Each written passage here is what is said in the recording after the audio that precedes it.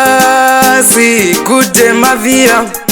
fire sexy vanondisa vanagana niti pamangoma ndovasiya vari peti paya patopindira parekodi ndini sky rudu ini ndiri rasta akakwana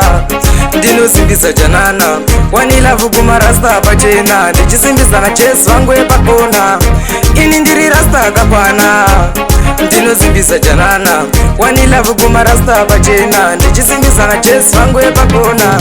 murasta ichamba kana kupinda shawa getsi kana mix zvinokurova shu levo rekumberi kudarika mbawa toziva kumarasta hatidi kana kuwa every monas ndostana pakrawa ndikashaya getsi ndoswera ndakasuwa ndosuwa shuwa kunge munhu ari puwa ndikapinda malevo ndowana main power ini ndiri rasta akakwana ndinosimbisa janana wanilavu kumarasta pachena ndichisimbisa na jesu vangu epakona ini ndiri rasta akakwana ndinosimbisa janana wanilavu kumarasta pachena ndichisimbisa na jesu vangu epakona kutsunga majama takashinga mukwende tichisunga chero vakavenga hatiteerere vanotaura zvekupenga saka marasta ese muriko here uko mafireman zviri kubaga here saka marasta mukwende tosunza here sky rudu fire ini ndiri rasta akakwana ini ndiri rasta akakwana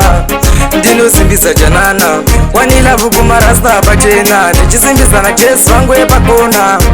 ini ndiri rasta akakwana ndinosimbisa janana wanilavu kumarasta pachena ndichisimbisa na jesu vangu epakona murasta ichamba kana kupinda shawa getsi kana mix zvinokurova shu levo rekumberi kudarika mbawa toziva kumarasta hatidi kana kuwa every monas ndostana pakrawa ndikashaya getsi ndoswera ndakasuwa ndosuwa shuwa kunge munhu ari puwa ndikapinda malevo ndowana main power ini ndiri rasta akakwana ndinosimbisa janana wanilavu kumarasta pachena ndichisimbisa na jesu vangu epakona ini ndiri rasta akakwana ndinosimbisa janana wanilavu kumarasta pachena ndichisimbisa na jesu vangu epakona kutsunga majama takashinga mukwende tichisunga chero vakavenga hatiteerere vanotaura zvekupenga saka marasta ese muriko here uko mafireman zviri kubaga here saka marasta mukwende tosunza here sky rudu fire ini ndiri rasta akakwana ini ndiri rasta akakwana ndinosimbisa janana wanilavu kumarasta pachena ndichisimbisa na jesu vangu epakona ini ndiri rasta akakwana ndinosimbisa janana wanilavu kumarasta pachena ndichisimbisa na jesu vangu epakona.